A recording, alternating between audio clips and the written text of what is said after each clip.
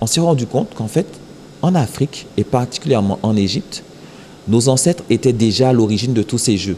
Et d'ailleurs, ce n'étaient même pas des jeux, parce qu'ils considéraient que c'était une initiation à la vie.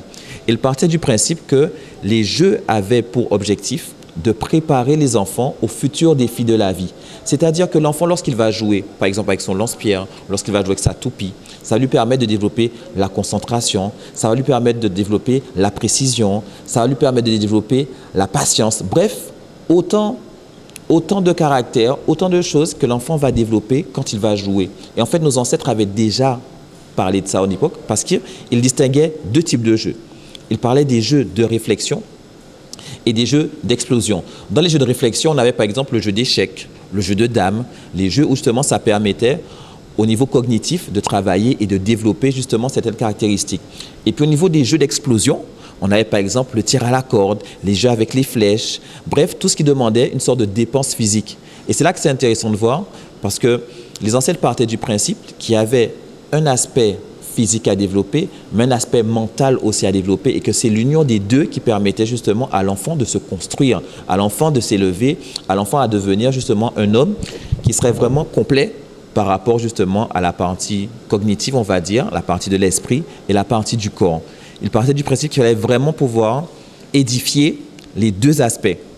Et c'est là où justement ça a permis de donner toute la multitude de jeux qui existent. D'ailleurs, pour citer quelques-uns, en Afrique, en Égypte, on est à l'origine des toupies, on est à l'origine des poupées, on est à l'origine des billes, on est à l'origine de ce qu'on appelle par exemple le jeu de loi. D'ailleurs, on appelait ça le jeu de loi d'Amon.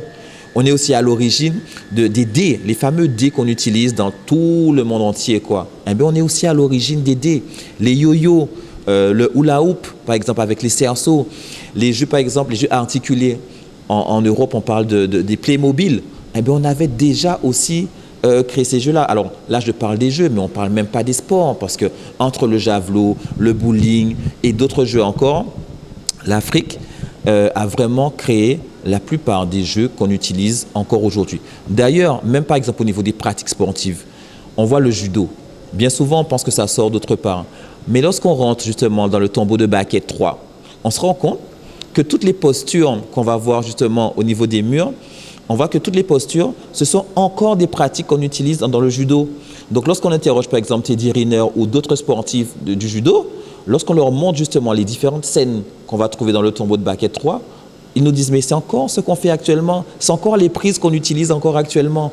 Donc tout ça pour montrer, tout ça pour dire encore une fois que l'Afrique est à l'origine des jeux, des sports, des sciences, des maths, de tout, de l'astronomie. Et en fait, bien souvent, on a tendance à mettre ça de côté et à valoriser d'autres peuples qui ont justement plagié, qui ont copié, qui ont mal copié en plus ce que nos ancêtres avaient fait. Et maintenant, le temps est venu justement pour pouvoir mettre ça au grand jour. Pouvoir dire que c'est grâce à nous. Si par exemple, je regardais tout à l'heure encore un document, on expliquait que le fait de pouvoir accoucher une maman, d'accord, c'est une science. C'est une science qui vient encore une fois de l'Afrique, de l'Égypte. C'est nous qui avons été aussi à l'origine de cela.